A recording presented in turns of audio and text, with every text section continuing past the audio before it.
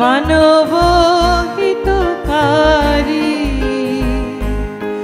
ওং জয় পাবার তিহারি ওং জয় রাম কৃষ্ণ করে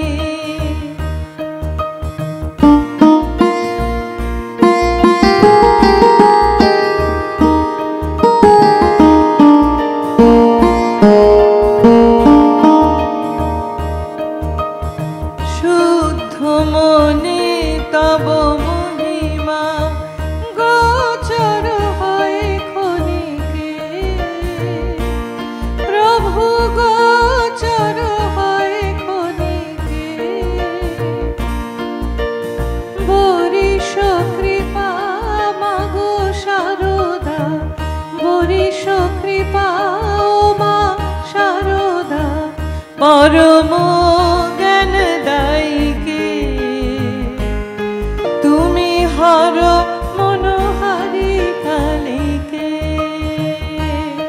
তুমি হর মনোহারি কালিকে ওম স্থাপকায় চ ধর্মস্য সর্বধর্মস্বরূপিণে অবতার বরিষ্ঠায় রামকৃষ্ণায় তে নমঃ यथा नाहिका शक्ति रामकृष्णे स्थिता हिया सर्वविद्या स्वरूपान्ता शारदां प्रणमाम्यहम् नमः श्रीयतिराजाय विवेकानंद सूरये सच्चित् सुख स्वरूपाय स्वामिने तापहारिणे योगानंद प्रेमानंद चाम्ये वैये च पार्षदाः रामकृष्ण गत प्राणां सर्वांस्तान् प्रणमाम्यहम् जय श्री गुरु महाराज जी की जय जय महामाई की जय जय स्वामी जी महाराज जी की जय जय गंगा माता सर्वधर्मस्वरूपिणे अवतार वरिष्ठाय रामकृष्णाय ते नमः जननीं शारदां देवीं रामकृष्णं जगद्गुरुं पादपद्मे মোবাইলটা একটু সাইড না করলে আমরা নিতে পারছি না। नमः श्री यतिराजाय विवेकानंद सूरये আরে ফেলে দেবেন নাকি ফেলে দেবেন নাকি একটু মোবাইলটা একটু ডান দিক করুন। स्वामिने तापहारिणे आलिंगे चंद्रकमले माधवेन पितारक ब्रह्मानंद नमस्तुभ्यं सद्गुरो लोकनायक योगानंद प्रेमानंद शान्ये वैये च पार्षदाः কিন্তু বাঁদিকে চাপলে তো চলে আসবে বাঁদিকে চাপলে আসবে না তো আপনি আমাকে শেখাবেন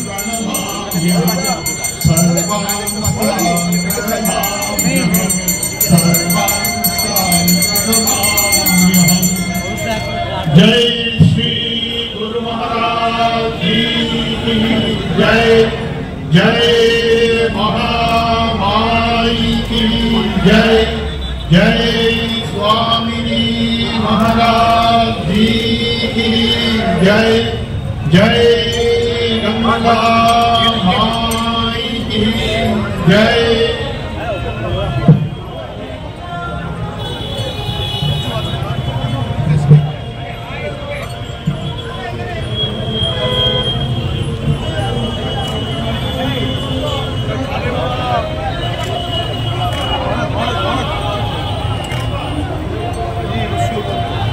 আজকে এই মুহূর্তটি সত্যি আমাদের কাছে একটা ইতিহাসের সাক্ষী হয়ে থাকলো। রামকৃষ্ণ মঠ মিশনের অগণিত সন্ন্যাসীগণ, বহু প্রবীণ সন্ন্যাসী, তারাও আজকে এখানে উপস্থিত হয়েছে এই সুন্দর পথটিকে স্মরণীয় করে রাখতে। আজকে হাওড়া জেলায় এই এত সন্ন্যাসীগণ, তাদের যে পাদস্পর্শে এই হাওড়ার মাটি আর একবার পূর্ণভূমিতে পরিণত হলো আজকের এই মহেন্দ্রক্ষণে। আজকে এই ঐতিহাসিক সৃষ্টি স্বামীজির স্মারকতোরণ, এই বিবেক দুয়ার যার তলায় আমরা এই মুহূর্তে সকলে দাঁড়িয়ে আছি এবং এখানে স্বামীজি ঠাকুর মায়ের মূর্তি প্রতিষ্ঠিত হয়েছে এবং সন্ন্যাসীগণ সকলে তারা পুষ্পার্ঘ প্রদান করে শ্রদ্ধা নিবেদন করছেন। এবং আপনারা ইতিমধ্যেই জানেন আজকে এই যে সুন্দর সৃষ্টি, এই সৃষ্টির পেছনে সম্পূর্ণ যার দক্ষতা এবং যার উদ্যোগ, সেই আমাদের সকলের সর্বজনশ্রদ্ধেয় বিধায়ক তথা পশ্চিমবঙ্গ সরকারের মাননীয় মন্ত্রী শ্রী অরুণ রায় মহাশয়ের ঐকান্তিক উদ্যোগে এই হাওড়া জেলার ঐতিহাসিক সৃষ্টি আজকে সুসম্পন্ন। স্বামী বিবেকানন্দের নামাঙ্কিত বিবেক দুয়ারে আর কিছুক্ষণের মধ্যে শুভ উদ্বোধন। এই প্রদীপের অনির্বাণ শিখার মতো প্রজ্বলিত হোক স্বামীজির আদর্শ প্রত্যেকটি মানুষের অন্তরে। আমরা এই মঞ্চ থেকে এই কামনাই করব, আর আজকের দিনটিকে আমরা আমাদের অন্তরে চিরজাগরুক করে রাখবো। মঙ্গল দ্বীপ প্রজ্বলিত হচ্ছে মাঙ্গলিক অনুষ্ঠানের অঙ্গ হিসেবে আজকের অনুষ্ঠানের উদ্বোধক আমাদের সকলের অত্যন্ত শ্রদ্ধার অন্তরের অন্তঃস্থলে রয়েছেন শ্রীমৎ স্বামী গৌতমানন্দজি মহারাজ, যিনি প্রেসিডেন্ট মহারাজ।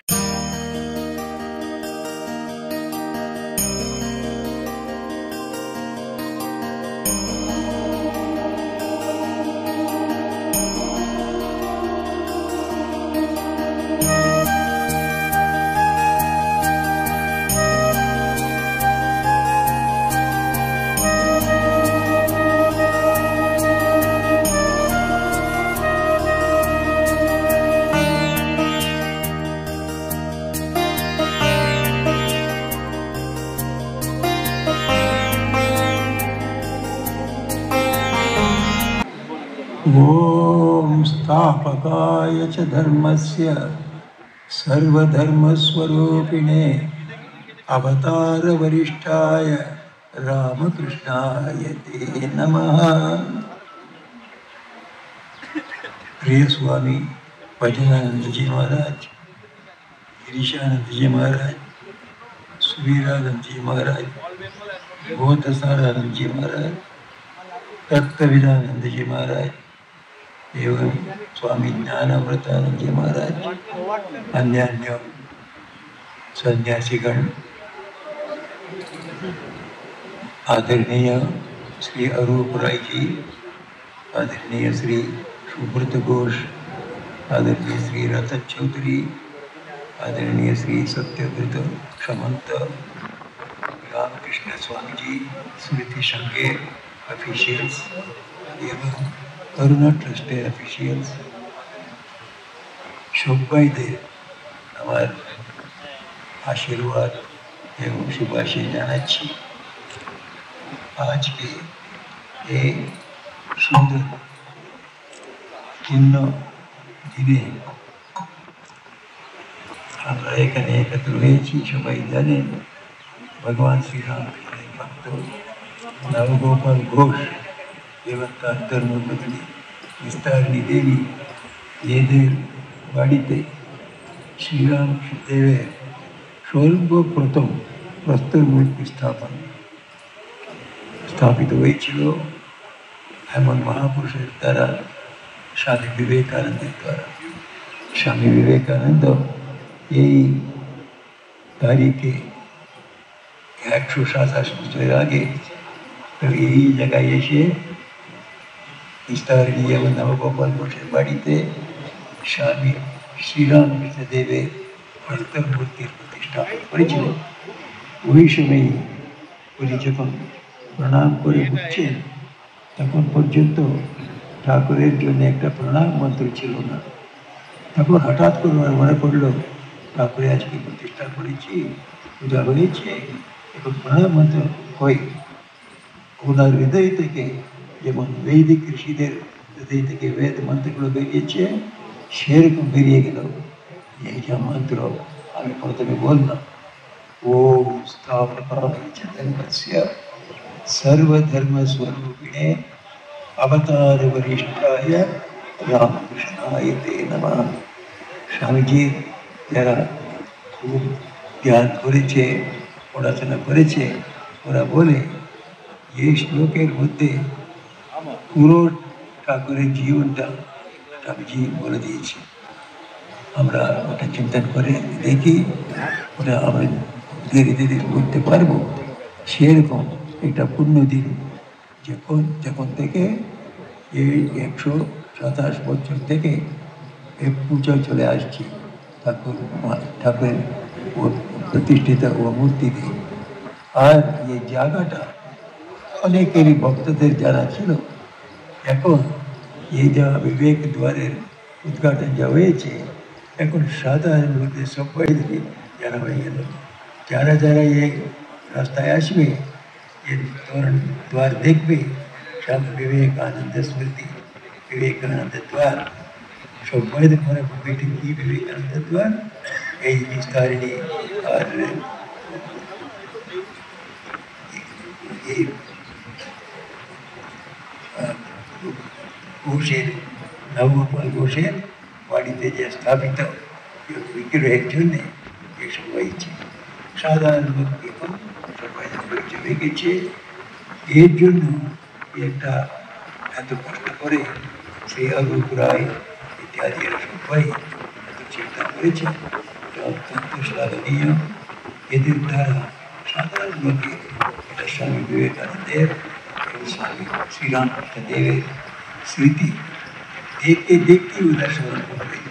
একবারে তো মহাপুরুষের স্মরণ করাটাই এটা বিরাট এর কাজ, বিরাট একটা সব কাজ। আর যে শ্লোকের অর্থ আমি যা বললাম, প্রথম লাইনেতেই স্বামীজি বলে দিলেন স্থাপকায় চ ধর্মস্য। শুধু একটাতেই উনি বলে দেন ঠাকুর ধর্মের স্থাপনা করেছেন, সর্বধর্ম, শুধু হিন্দু ধর্ম নাই, হিন্দু ধর্ম, মুসলিম ধর্ম, খ্রিস্ট ধর্ম, বৌদ্ধ ধর্ম, সব ধর্মগুলো ওই সময় একরকমের কষ্টে পড়েছিল। কেননা কেউ ওর মধ্যে বলবার লোক ছিল না, প্রফিট সেরকম ছিল না যে বলতে পারে সব ধর্ম সমান, সব ধর্মের দ্বারা সেই ভগবানকে পাওয়া যায়, এরকম বলবার কেউ ছিল না। তখন শ্রীরাম এসে বললেন সব ধর্ম সত্য, সব ধর্ম সমান। আমি সব প্রায় প্রয়োগ করে দেখেছি, পরীক্ষা করে দেখেছি, সব ধর্মের দ্বারা সাধন করেছি এবং উপলব্ধি করেছি বলে উনি একটা অথরিটেটিভ ভয়েসে বলেছিলেন সর্বধর্ম এক সমান নয়, সবই ধর্ম সমান। তখন থেকে একটা শান্তির যুগের নান্দি গাওয়া গেল, শুরু হলো। তখন থেকে চিন্তা করতে আরম্ভ করলো, তাই তো এত ধর্ম, একই গন্তব্য ভগবানকে কাছে যাচ্ছি, আমরা কেন ঝগড়া করবো? এরকম সর্বধর্ম সমন্বয় ঠাকুরের কাছে যা স্থাপিত হলো, ওটা অত্যন্ত বড় সন্দেশ জগতের জন্যে। আজকে জগতের শান্তির জন্যে এই ভাবনাটাই দরকার। আমরা সব ধর্মের লোক এক, আমরা মানুষ প্রথম আর ভগবানের সন্তান প্রথম, তারপরে আমাদের ধর্ম আসবে। এই একটা বড় সন্দেশটাকে স্বামী বিবেকানন্দ আমাদের জানিয়ে দিলেন। তারপরে শ্রী ঠাকুর উপদেশ যে মনুষ্য জীবনের উদ্দেশ্য ভগবান লাভ করতেন। স্বামী বিবেকানন্দ বললেন মনুষ্য জীবনের উদ্দেশ্য দুটো, একটা অন্যদের হিত করা, অন্যদের সেবা করা, সমাজের সেবা করা এবং নিজের আত্মজ্ঞান করা, নিজের আধ্যাত্মিক জ্ঞান করা, দুটো আমাদের উদ্দেশ্য। ঠাকুর যা বলেছেন এই জগতি থেকে সবাই ভগবান লাভ করতে পারে, পুরুষেরা, স্ত্রীরা, বয়স্করা, বয়স্ক বালকরা, যারা চাই আন্তরিকতার সঙ্গে ভগবানকে ডাকে, ওরা ভগবানকে পাবে এবং সঙ্গে সঙ্গে জাগতিক জীবনটাও ওরা যাপন করতে পারে। ও দুটোর উদাহরণটা হচ্ছে ঠাকুর নিজেই দেখে গেলেন এই নবগোপাল ঘোষ এবং বিস্তারিণী জীবন। এরা দুজনে সব গৃহস্থ ছিল, নিজের সংসারে আর জাগতিক সব কর্তব্য করে যাচ্ছিল। তার শেষ পর্যন্ত কেউ সঙ্গে সঙ্গে সাধন ভোজন করতে করে যাচ্ছিল। ঠাকুর এই বারবার বলছেন আমাদের জীবনের উদ্দেশ্য শুধু টাকা পয়সা নেই, নাম যশ নেই, আমাদের জীবনের উদ্দেশ্য ভগবান লাভ করা। অর্থাৎ আমরা ভগবানের সন্তান, আমরা ওনার সন্তান বলে ওনার দিব্যত্ব আমাদের ভিতরে আছে। এই দিব্যত্বটাকে ব্যক্ত করা, দিব্যত্বকে অনুভব করা, আমি ভগবানের সন্তান, তাহলে আনন্দেতে থাকা, এই জগতেও আনন্দে থাকা, এর পরেও আনন্দে থাকা। এই জীবনটা ঠাকুর বলে গেছেন ও উদাহরণের রূপে যে বিস্তারিণী এবং এ নবগোপাল ঘোষ জীবনটা হয়ে গেল। এদের জীবনটা আপনারা পড়বেন, ওর মধ্যে আছে কীরকম নবগোপাল ঘোষ।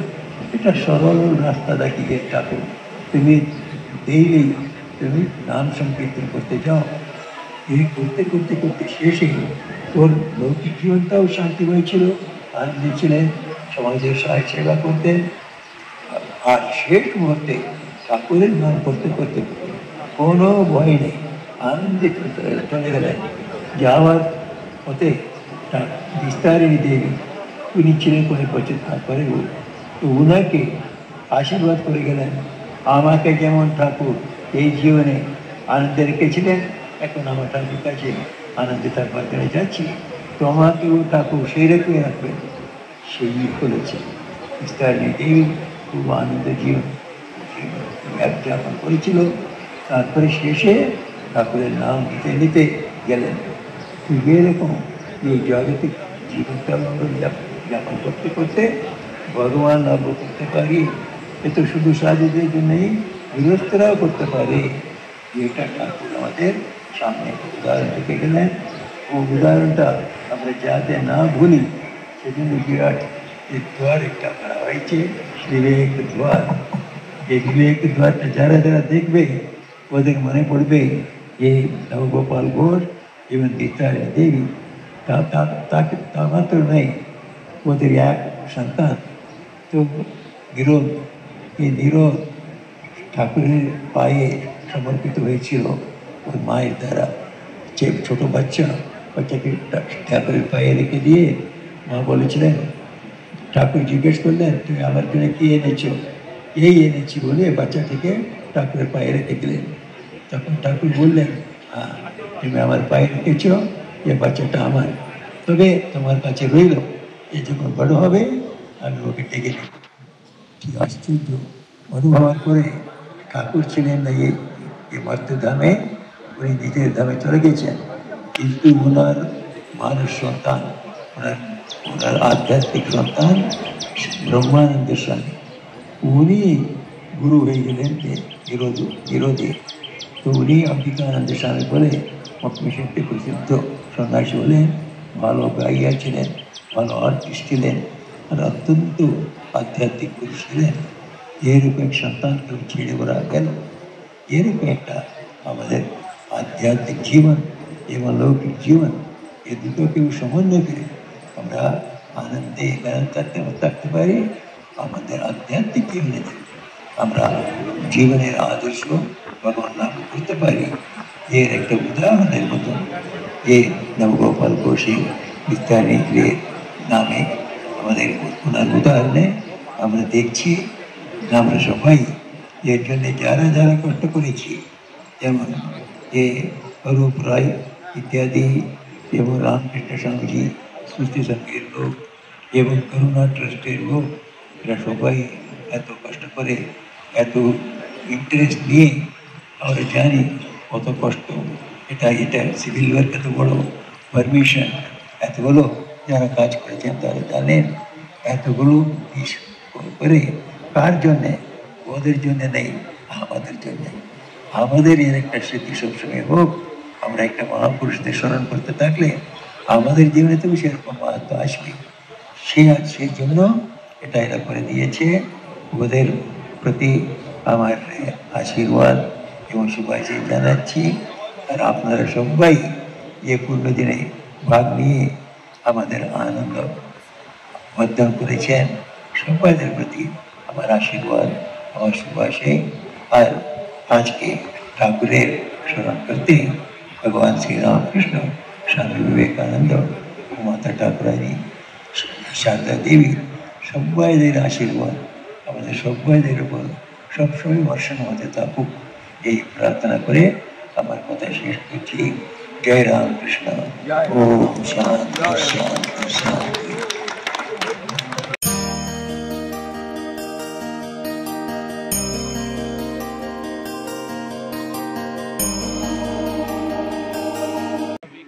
এই অনুষ্ঠান বিবেক দুয়ারের শুভ উদ্বোধন। উপস্থিত হয়েছেন আমাদের রামকৃষ্ণ মঠ ও মিশনের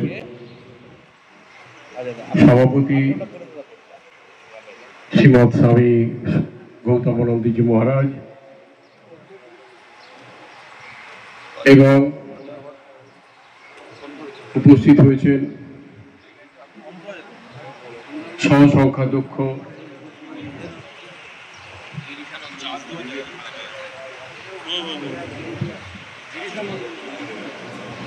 ভজানন্দজি মহারাজ, সহসংখ্যাধ্যক্ষ গিরিশানন্দজি মহারাজ, সাধারণ সম্পাদক সুবীরানন্দজি মহারাজ এবং সেই সঙ্গে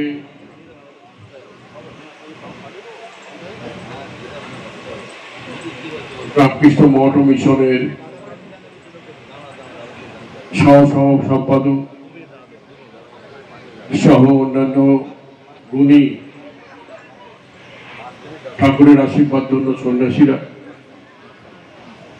এবং অডিয়েন্সে বসে আছেন আমাদের রামকৃষ্ণ মঠ ও মিশনের সন্ন্যাসীরা, আমি সকলকেই আমার প্রণাম জানাই। প্রথমে আমি মাননীয় মুখ্যমন্ত্রীর শুভেচ্ছা বার্তা আপনাদের সামনে পড়ে শোনাব। স্বামী বিবেকানন্দের স্মৃতি বিজড়িত হাওড়ার রামকৃষ্ণপুর ঘাটে আগামী 18ই ফেব্রুয়ারি 2025 একটি তরুণের শুভ উদ্বোধন হবে জেনে আমি আনন্দিত হলাম। অনুষ্ঠানের সাফল্য কামনা করি এবং অনুষ্ঠান স্থলে সমবেত মঠ ও মিশনের সকল সন্ন্যাসী মহারাজকে আমার আন্তরিক শ্রদ্ধা ও নমস্কার জানাই। মমতা ব্যানার্জি, শ্রী অরূপ রায় ভারপ্রাপ্ত মন্ত্রী, খাদ্য প্রক্রিয়াকরণ শিল্প উদ্যান পালন দপ্তর, পশ্চিমবঙ্গ সরকার।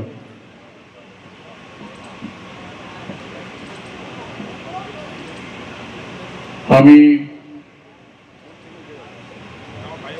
প্রথমেই আপনাদের সকলকে, যারা উপস্থিত হয়েছেন, যারা বিভিন্ন প্রান্ত থেকে এসেছেন, আমাদের হাওড়ার রামকৃষ্ণ প্রেমী মা শারদা, স্বামী বিবেকানন্দের যে সমস্ত ভক্তরা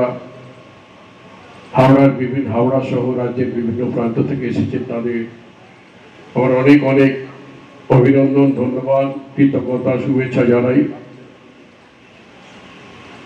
এবং সেই সঙ্গে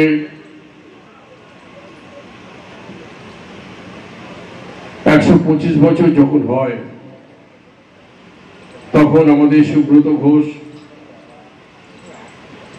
নবগোপাল ঘোষের বাড়ির অন্যতম সন্তান, তিনি আমাকে জানান যে 125 বছর স্বামীজির গঙ্গায় রামকৃষ্ণপুর ঘাটে অবতরণ এবং আমাদের বাড়িতে আসা, তার 125 বছর এই পূর্তি হবে এবারে।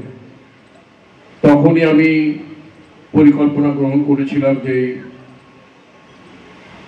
একটা তরুণ এখানে করা দরকার, স্বামীজির স্মৃতিকে স্মরণীয় করে রাখতে এবং এই এলাকাকে স্বামীজির যে পথটি হেঁটেছে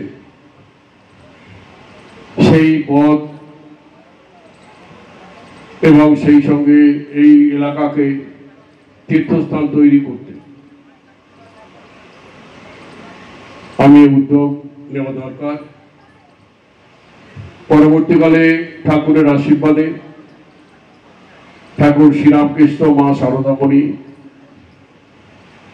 স্বামী বিবেকানন্দের আশীর্বাদে এটা সম্পন্ন হয়েছে এবং সবটাই আপনার রামকৃষ্ণ মঠ ও মিশনের সাধারণ সম্পাদক সুবীরানন্দজি মহারাজের সঙ্গে দীর্ঘদিন ধরে আলোচনা করে আমরা এই অনুষ্ঠানের শিলান্যাস করেছিলাম গত বছর এই সময়। সেই সময়ে মাধ্যমিক পরীক্ষা চলছিল, আজকেও মাধ্যমিক পরীক্ষা চলছে, সেই কারণেই আমরা বক্স বাজিয়ে অনুষ্ঠান করছি যাতে ছাত্রছাত্রীদের কোনো অসুবিধে না হয়। তা সবটাই ঠাকুরের আশীর্বাদে এটা সম্ভব হয়েছে, আরো অনেক কাজ বাকি আছে। কারণ ঠাকুর মা সারদা তার যে শিষ্য তৈরি করে গেছেন, সেই স্বামী বিবেকানন্দ, তার পথই তিনি আমাদের ভরসা। আগামী দিনে সমাজে যে সামাজিক অবক্ষয় আমরা লক্ষ্য করি, সেই সামাজিক অবক্ষয় থেকে সমাজটাকে রক্ষা করার ক্ষেত্রে স্বামী বিবেকানন্দের বাণী, তার শিক্ষা, তার আদর্শ কতটা মূল্যবান আমাদের কাছে। এবং নতুন প্রজন্মকে সেই কারণে আমি যা অনুষ্ঠান করি বছরে,